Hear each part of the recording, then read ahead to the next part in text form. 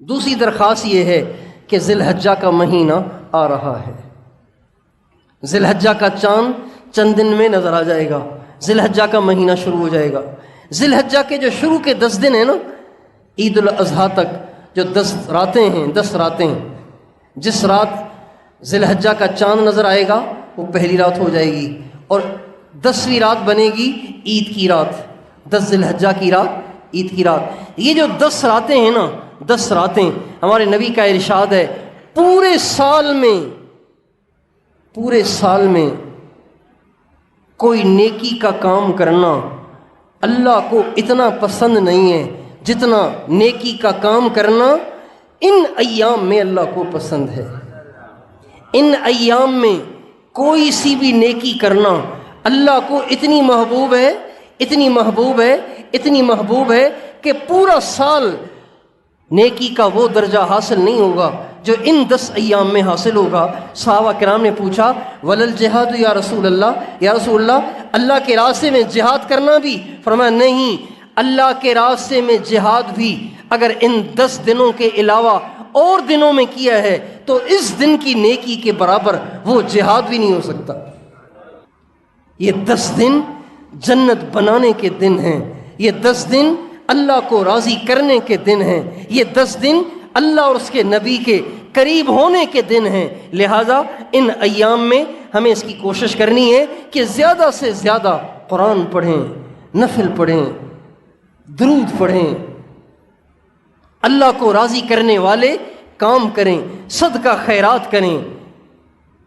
اللہ توفیق دے ان 10 دنوں میں ایک سے روزہ اللہ کے راستے میں لگائیں۔ ان 10 دنوں میں جو آپ 3 دن لگائیں گے سارا سال وہ اجر آپ کو نہیں ملے گا جو ان ایام میں لگانے پر ملے گا۔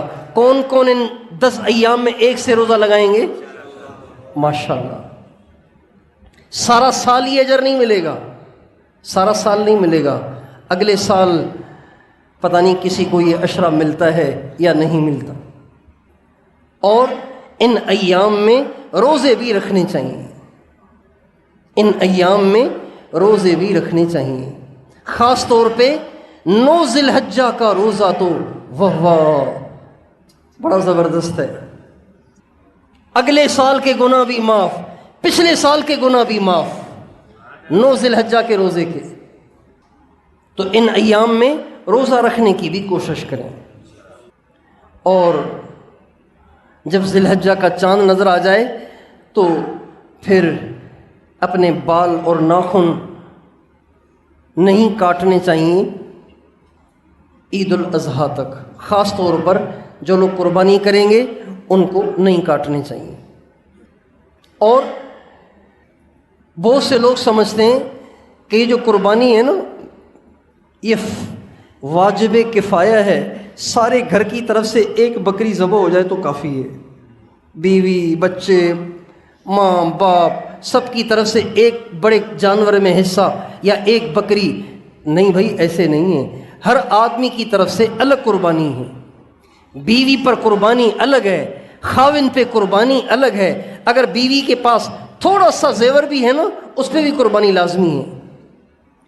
جس شخص کے پاس 80,000 روپے کیش یا اس کا سامان ہے اس کو قربانی کرنی ہے، اور اللہ کے حکم کو پورا کرنے کے لیے جو انسان مال خرچ کرتا ہے اس مال کے خرچ کرنے سے مال گھٹتا نہیں ہے، مال بڑھتا ہے۔ اللہ تعالیٰ فرماتے ہیں یمحق اللہ الربا ویربی الصدقات، جب تم میرے نام پہ خرچ کرو گے میں تمہارے مال کو بڑھاؤں گا، اور اگر تم سود میں مبتلا ہو جاؤ گے تو تمہارے مال کو برباد کروں گا۔ یہ قرآن کی آیت ہے، سود میں مبتلا ہو جاؤ گے تمہارے مال کو برباد کروں گا، صدقہ خیرات کرو گے، میرے نام پہ خرچ کرو گے، قربانی کے ایام میں قربانی کرنا، اس کے علاوہ صدقہ خیرات کرنا، اس سے مال گھٹے گا نہیں بڑھے گا، بڑھے گا۔ بہت سے لوگ ان قربانی کے ایام میں عقل کے گھوڑے دوڑاتے ہیں، اسلام کے احکام ان کو ہضم نہیں ہوتے، اس لیے کہ وہ عقل کے پرستار ہوتے ہیں، اور اسلام سے انہیں الرجی ہوتی ہے.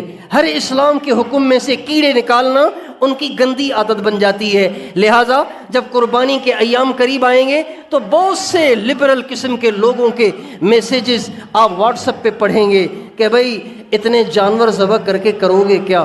اتنے جانور ذبح کرنے سے بہتر ہے کسی غریب کسی مسکین بیمار کا علاج کروا لو. بھائی 10,000 کی بکری ذبح کرنے کی بجائے 10,000 کسی مسکین کو دے دو، وہ بیچارہ قرضہ اتار لے. بکری ذبح کرنا کوئی ضروری ہے؟ یہ عقلی گھوڑے دوڑانے والے اس قسم کی باتیں کر کر ہمیں اللہ کے حکم سے ہٹانے کی کوشش کریں گے. ہمارے پاس اس کا ایک ہی جواب ہے کہ ہم اللہ کے احکام کو اس لیے نہیں مانتے کہ ہماری عقل اس کو مانتی ہے. ہماری عقل اسے مانے نہ مانے، ہمیں تو وہ کرنا ہے جو اللہ اور اس کے رسول نے کہا ہے. عقل پہ تو ہم چلتے ہی نہیں. حضرت علی فرماتے ہیں اگر لو کان الدین بالرأی، اگر دین کا تعلق عقل کے ساتھ ہوتا، سمجھ کے ساتھ ہوتا، تو پھر پتہ ہے کیا ہوتا؟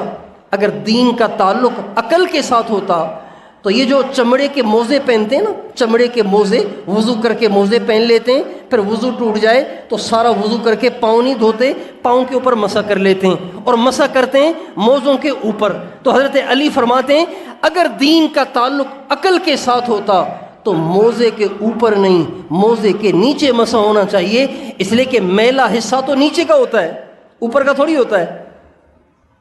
بھئی جب آدمی موزے پہن کے چلتا ہے تو نیچے کا حصہ میلا ہوتا ہے کہ اوپر کا؟ نیچے کا.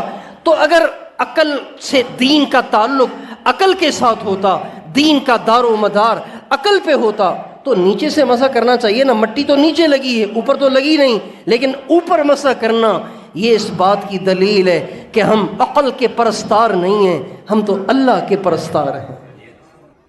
خون نکلا ہے ٹانگ سے اور وضو میں دھو رہے منہ، تو عقل تو یہاں بھی کام نہیں کر رہی. پیشاب نکلا پیشاب کی جگہ سے اور آپ مسح کر رہے ہیں سر پر، عقل تو یہاں بھی کام نہیں کر رہی. لیکن ہم عقل کے بندے ہیں ہی نہیں، ہم تو اللہ کے بندے ہیں. اور اللہ پاک نے یہ سارے احکام اسی لیے دیے ہیں کہ اللہ ہم سے اپنی معبودیت کو منوانا چاہتا ہے اور اپنی بندگی کو منوانا چاہتا ہے. ان احکام کو کہتے ہیں امور تعبدیہ، یعنی وہ احکام کہ جن کو عقل تو تسلیم نہیں کر رہی. بھائی اتنی بکریاں ذبح کر کے کرو گے کیا؟ اتنے گدھے، اتنے بیل، گائے اور بھینسیں اور اونٹ ذبح کر کے کرو گے کیا؟ اس سے بہتر تو یہ ہے کہ جس کے پاس کرائے کا مکان ہے اور کرایہ دینے کے لیے پیسے نہیں ہیں، اس کو پیسے دے دو. عقل تو یہ کہہ رہی ہے. لیکن ہمارے نبی نے فرمایا ان 3 ایام میں، یہ جو بقرہ عید کے 3 دن ہیں، ہمارے نبی نے فرمایا ان 3 دن میں خون بہانے سے بڑی نیکی کوئی ہے ہی نہیں. خون بہانے سے بڑی کوئی نیکی نہیں. آپ 10,000 بے گھروں کو گھر بنوا کر دے دیں، یہ نیکی چھوٹی ہے. خون بہانا اس سے بڑی نیکی ہے. 1 کروڑ بے گھروں کو گھر بنوا کر دے دیں، بنگلے بنوا کے دے دیں، ان کو لکھ پڑھ کے رجسٹرڈ کر کے دے دیں، یہ چھوٹی نیکی ہے. خون بہانا ان 3 ایام میں بڑی نیکی ہے. یہ ہمارے نبی کا ارشاد ہے. لہذا ہمیں تو خون بہانا ہے. عقل میں آئے نہ آئے، عقل میں آئے نہ آئے، ہمیں تو کیا کرنا ہے بھائی بتاؤ؟ خون بہانا ہے. یعنی جانور قربان کرنا ہے جس کے ذمہ قربانی ہے. اور قربانی کے فضائل تو اتنے ہیں، قربانی کے فضائل تو ایسے ہیں کہ جس پر قربانی نہیں ہے نا اس کو بھی کرنی چاہیے. سچی بات تو یہ ہے. ہمارے نبی کا ارشاد ہے اللہ، جو جانور اللہ کے نام پہ قربانی کے ایام میں قربان کیا جائے گا، اس کے جسم پہ جتنے بال ہیں نا، ہر بال کے عوض 1 نیکی ملے گی.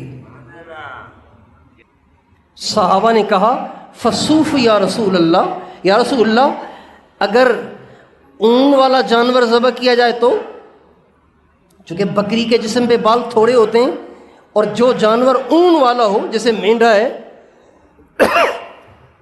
تو مینڈھے کے جسم پہ اون ہے اور اس میں بالوں کی تعداد زیادہ ہے، آپ نے فرمایا جس کے جسم پہ اون ہے اس کو بھی ہر بال کے برابر ایک نیکی ملے گی۔ کتنی نیکیاں ملیں گی؟ ایک بکری ذبح کرے گا، ایک مینڈھا اور دمبا ذبح کرے گا، ایک گائے اور بیل ذبح کرے گا، ایک بھینس ذبح کرے گا، ایک اونٹ ذبح کرے گا، کتنی نیکیاں پائے گا؟ کوئی گنتی کر سکتا ہے کسی بکری کے بالوں کی؟ جو غریب ہیں وہ بھی کوشش کریں، کر لیں۔ ہاں، غریبوں کے لیے بھی اللہ نے گنجائش رکھی ہوئی ہے۔ بہت سے مدارس نے اجتماعی قربانیوں کا محتاط نظام بنایا ہوا ہے، بعض جگہ غیر محتاط نظام ہوتا ہے، بعض جگہ محتاط نظام ہوتا ہے۔ اللہ کا شکر ہے ہمارے علاقے کے جو علماء ہیں وہ محتاط، اہل اللہ اور متقی اور پرہیزگار ہیں، پوری احتیاط کے ساتھ وہ اجتماعی قربانیاں کرتے ہیں۔ تو ان میں بھی قربانیوں کی مختلف کیٹیگریاں رکھی ہوئی ہیں۔ بھائی بڑے جانور میں حصہ، اچھا جانور اس کے حصے کی قیمت زیادہ ہے، اس سے ذرا نچلے درجے کا جانور اس کے حصے کی قیمت اس سے بھی کم ہے، اور ایسا جانور کہ جس کا حصہ آپ لینا نہیں چاہتے، آپ کہتے ہیں وہ مسافر کھا لیں، مدرسے والے کھا لیں، اس کی اور بھی کم قیمت ہے۔ تو جو غریب ہیں اور قربانی کی یہ کھرب ہا کھرب نیکیاں کمانا چاہتے ہیں تو وہ کسی نہ کسی حصے میں ضرور حصہ ڈال لیں تاکہ اس نیکی سے محروم نہ رہیں۔ اللہ تعالیٰ کے فضل سے ہمارے بعض جاننے والے ایسے ہیں کہ جن پر قربانی لازم نہیں ہے، غریب ہیں، قربانی لازمی نہیں ہے، لیکن وہ ہر سال قربانی کرتے ہیں، ہر سال قربانی کرتے ہیں۔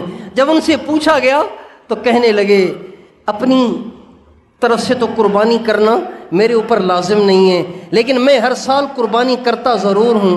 تو کیوں؟ کہ بھئی حضور کی طرف سے کرتا ہوں۔ کس کی طرف سے کرتا ہوں؟ حضور کی طرف سے کرتا ہوں، چونکہ حضور نے علیہ الصلاۃ والسلام نے حجۃ الوداع کے موقع پر جب قربانیاں کی تھیں تو 2 جانور ذبح کرتے ہوئے آپ نے فرمایا تھا اے اللہ یہ جانور تو اپنی طرف سے ہوئے، یہ جانور میں اپنی امت کی طرف سے ذبح کرتا ہوں۔ ہمارے نبی نے ہماری طرف سے جانور ذبح کیا ہے۔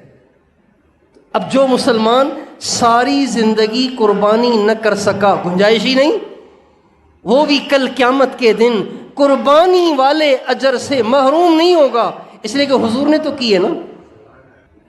تو بھائی جس حضور نے قربانی کے موقع پہ ہمیں یاد رکھا تو ہمیں بھی حضور اکرم صلی اللہ علیہ وسلم کو قربانی کے موقع پہ یاد رکھنا چاہیے۔ جن کو اللہ نے استعداد دی ہے تو وہ اپنی طرف سے الگ بکری، حضور کی طرف سے الگ بکری، اہل بیت کی طرف سے الگ بکری، صحابہ کی طرف سے الگ بکری، ماں باپ دنیا سے چلے گئے ان کی طرف سے الگ بکری، اور جو یہ نہیں کر سکتے کسی بڑے جانور کو خرید لیں، ان سب کی طرف سے الگ حصہ۔ جو یہ نہیں کر سکتے تو کم از کم 2 کر لیں، ایک آپ علیہ السلام کی طرف سے، ایک اہل بیت صحابہ ماں باپ سب کی طرف سے۔ اپنی طرف سے تو کرنی ہے، جس کے اوپر لازم ہے اس کو تو کرنی ہے۔ تو بھائی کیا خیال ہے آپ علیہ السلام کی طرف سے قربانی کی کون کون کوشش کرے گا؟ اللہ سے دعا کریں یا اللہ میں بھی تیرے حضور کی خدمت میں اپنی قربانی کا نذرانہ پیش کرنا چاہتا ہوں۔ میری جیب کے حال کا تجھے پتہ ہے، تیرے خزانوں میں کمی نہیں ہے، کوئی ایسا کرم کر دے کہ میں بھی حضور کی خدمت میں یہ نذرانہ پیش کرنے کی سعادت حاصل کر سکوں۔ اللہ سے مانگیں اس کو، اللہ بڑا قادر ہے، اللہ ضرور کر دیتا ہے۔ ایک اللہ والے تھے، عید الاضحیٰ کا دن تھا، عید پڑھ کے جب نکلے تو دیکھا ہر طرف خون ہی خون بہہ رہا ہے، ہر طرف خون ہی خون بہہ رہا ہے۔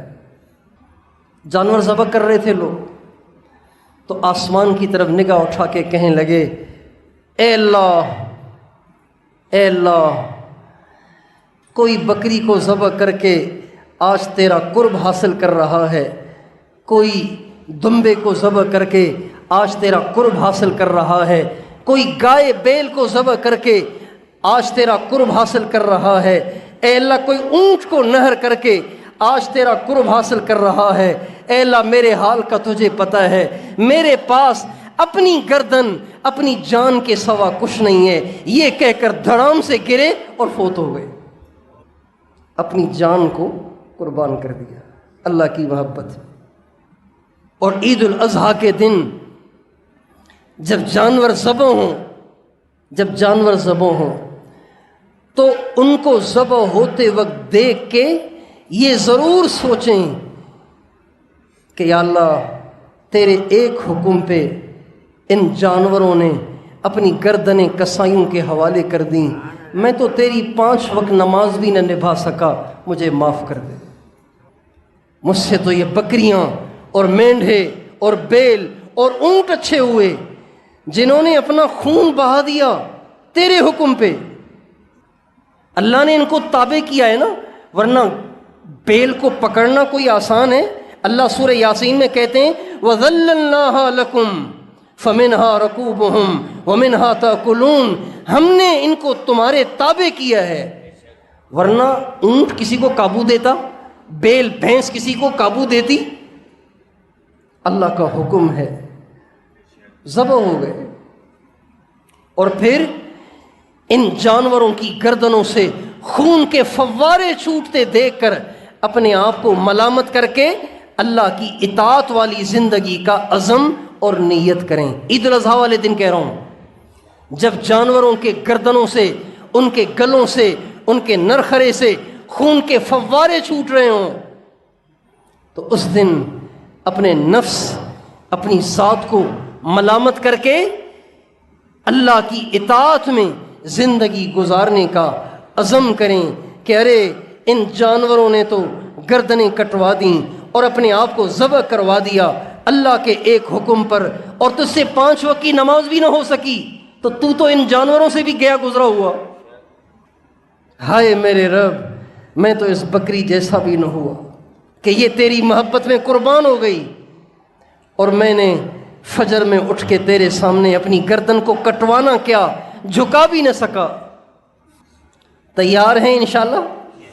اللہ تعالیٰ مجھے اور آپ کو توفیق عطا فرمائے۔